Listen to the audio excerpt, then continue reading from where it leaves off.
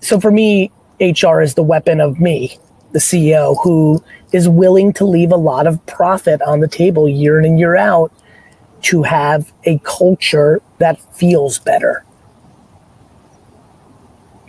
No, I completely agree with you. And I hate when HR gets weaponized, but it's one of the easiest things to do if you want to cut your EBITDA. So I understand why it happens, but I understand too. And look, I'll be honest with you. Let me share with everybody here the other side of the pillow. My issue has not been a negative workplace.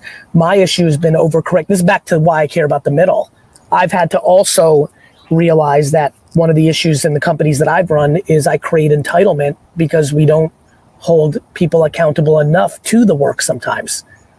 We go a little bit too fantasy land, and businesses, unlike corporations, unlike universities, unlike parenting, unlike government, like if you don't make payroll, I was on a board meeting the other day and someone said, nobody's gonna care about our HR and our DE&I if we're out of business. And it was well said. She was making a very valid point. And I've definitely had to adjust towards the middle a little bit because there was a little bit of a fantasy land that I was creating, which led to entitlement and delusion.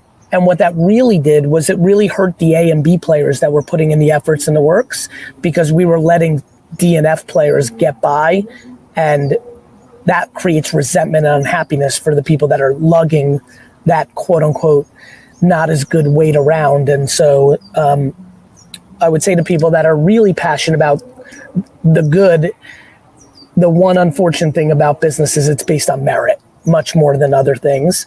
It's the best thing, but it's also the not as fun if you want to like live in a little bit of like a Nirvana fantasy world. And, you know, and I think that chapter in my 40s really helped me reconcile. And I think has a lot to do with this meet me in the middle. Like, I love patience. I'm obsessed with it, John.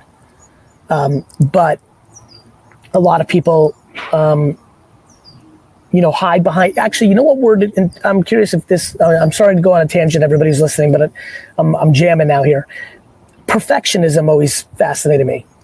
I feel like people weaponize the word perfect. I'm a perfectionist. No, you're not. You're insecure, and you're using a fancy title of perfectionism to not do, to not put out into the world, to not be judged or based on merit. So these are the things I think about when trying to figure out the middle. Well, I want to talk a little bit about patience, because I remember when I first started listening to you maybe 8-9 years ago. It's been a long time. At first, you weren't really using the word